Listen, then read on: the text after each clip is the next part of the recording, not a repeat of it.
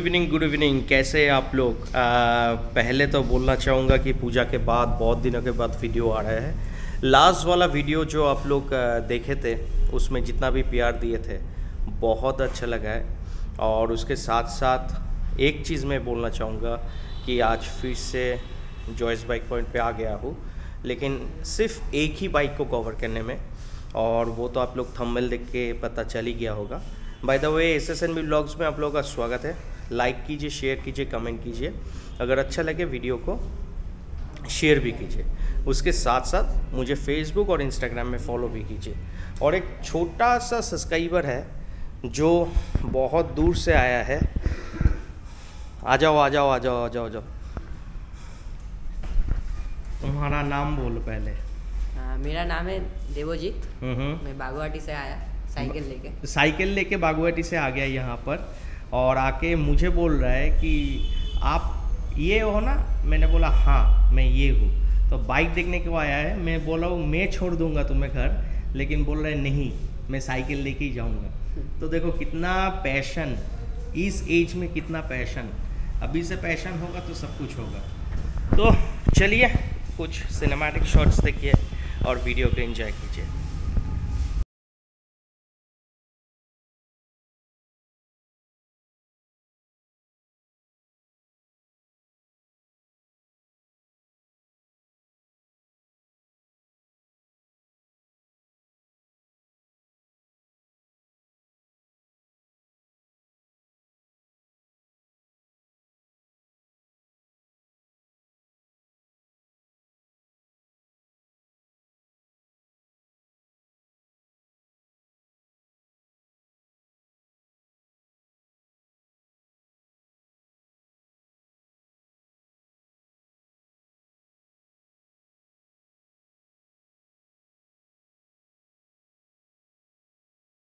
तो लास्ट बार जो मैंने बोला था कि जो एक वीडियो आने वाला है वो निंजा के ऊपर होने वाला है, कावासाकी। तो उस वीडियो मतलब उस बाइक का डिटेल्स अभी भैया मुझे देंगे। एक एक चीज़ बोलेंगे। ये सबसे लोडेड निंजा है जो मैंने देखा हो। पहले एक वीडियो था हायाबुसा के ऊपर, ये वीडियो होगा ZX 10R के ऊपर, ठीक है। तो चलिए भैया से मिलते हैं। सो थैंक यू भैया, कैसे हो? एकदम बढ़िया। बहुत दिन के बाद, लास्ट बार मीट नहीं हुआ आपसे, आप थोड़ा बाहर चले गए थे। तो आपने जैसे बोले थे कि मोस्ट लोडेड निंजा आपके हाउस में है, तो इसके बारे में थोड़ा बोलिए। देख सकते हैं बहुत स्पेशल बाइक है, most loaded in India. Guarantee के साथ बोल नहीं सकते, लेकिन most loaded in West Bengal ये तो गारंटी के साथ बोल सकते हैं। हाँ एकदम। हाँ तो गाड़ी में कितना कुछ लगा है, मतलब मैं अभी अगर बोलना स्टार्ट करूँ मैं, मुझे पता नहीं मैं हर चीज़ में कवर कर पाऊंगा या नहीं, लेकिन पहले बोलता हूँ मैं गाड़ी में खासियत क्या है। हाँ। गाड़ी में एवोव 12.5 लाख का एक्सेसरीज लगा हुआ है। क्या क्या है, छोटा सी से मैं स्टार्ट करता हूँ। एकदम। एवोटेक का फॉग प्रोटेक्टर, हाँ। एवोटेक का radiator grille plus oil cooler guard, puke का ये विंडस्क्रीन है। मैं सामने से शुरू करता हूँ। प्यूक का विंडस्क्रीन है, जेड रेसिंग का। प्यूक का लीवर है जो एडजस्टेबल लीवर होता है। इसका अगर आप ठीक से देखेंगे, इसका जो बोल्ट्स है वो भी चेंज किया हुआ है। हाँ, विंडस्क्रीन बोल्ट्स। हाँ। ये CNC रेसिंग का लगा हुआ है। ये विंडस्क्रीन बोल्ट्स है। RNG का ये हेडलाइट प्रोटेक्टर है, ये लगा हुआ है। ये है आपका सॉकर स्लिंग। अभी बोल सकते हैं ये क्या है। यह है brake cooling duct, air duct. ये प्यूक का है। ओके। ये डबल होता है। ये बहुत स्पेशल है क्योंकि ये मतलब अभी अगर आप प्यूक का वेबसाइट में भी देखेंगे तो ये अंडर डेवलपमेंट दिखाएगा। हाँ। तो ये बहुत बोलते हैं ना, 7 पहाड़ खोल के निकालना पड़ता है, वैसे ही प्यूक का है। और ये दोनों साइड में मैं देख पा। हाँ, दोनों साइड में। क्योंकि लास्ट बार जो दिखाया था हायाबुसा में, हाँ, वो भी सेम था। आपने बोले थे डिस्क्रिप्शन में बोले थे कि वो ठंडा करता है। वो कैबन का था, वो अलग था, वो कार्बन फाइबर था। ओके। लेकिन ये प्यूक का है। इसमें आप देखिए डबल है। हाँ हाँ हाँ। उसमें सिंगल है। ठीक है। इसके साथ इसमें ये बहुत खूबसूरत बुनामिसी का मीटर प्रोटेक्टर लगा हुआ है। ओके। रिजोमा का ये ऑयल रिजर्वर लगा हुआ है सामने का पीछे का। अच्छा। ये RNG का ये कार्बन फाइबर वाला लीवर प्रोटेक्टर डाला हुआ है। ये साइड में बार एंड लगा हुआ है। ये बहुत खूबसूरत ट्यूब का ये ट्रांसपेरेंट वाला स्पॉइलर लगा हुआ है। ट्यूब प्रो का फ्रेम स्लाइडर लगा हुआ है। ट्यूब का इंजन गेसिंग कवर लगा हुआ है।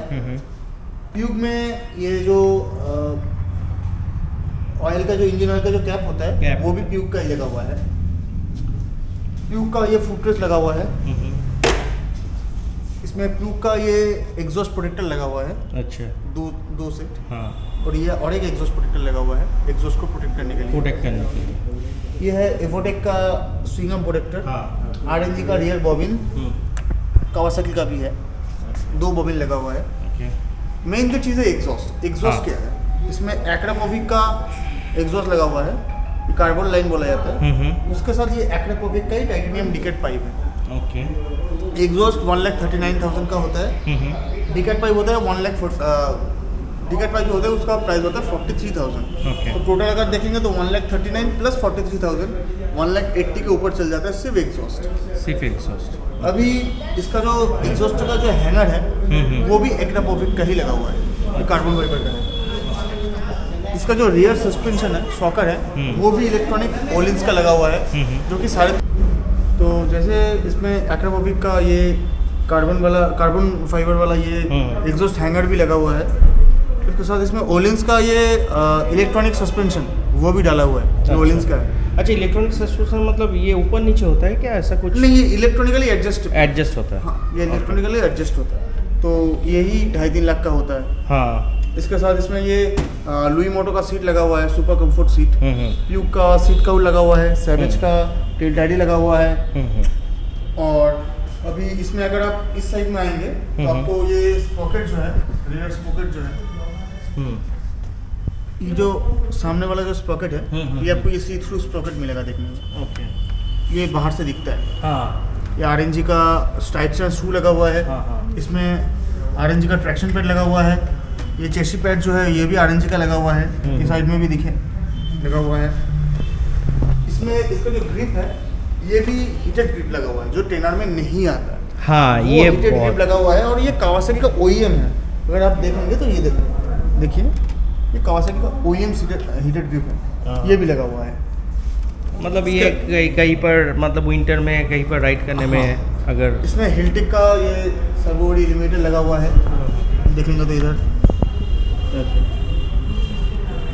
इसका फंक्शन क्या होता है? ये सर्वोडी जो सेंसर है, उसको सर्वोडी का जो मोटर है वो खोलने के बाद ये सेंसर लगवाना पड़ता है। अच्छा। इसमें RNG का इधर आपको ये फुट पेज का जो ब्लॉकअप प्लेट है वो भी लगा हुआ है। इसमें RNG का दोनों साइड में कार्बन वाला जो स्लाइडर है, टैंक स्लाइडर और टेल स्लाइडर लगा हुआ है। बापी, तो अभी आते हैं जो मेन चीज़ जो आपको सबसे ज़्यादा दिखेगा इसमें, कार्बन फाइबर। हाँ। क्या क्या कार्बन फाइबर लगा हुआ है, बहुत सारी चीज़ लगा हुआ है। और ये सारा चीज़ जो है ना, ये सारा चीज़ है कार्बन फाइबर। जो कार्बन फाइबर का नॉलेज है उनको पता है कार्बन फाइबर 2 टाइप का होता है, एक होता है ड्राई कार्बन और एक होता है कार्बन मिक्स। ये सारा ड्राई कार्बन का है, कि कोई कार्बन मिक्स नहीं है, जो कि महंगा होता है।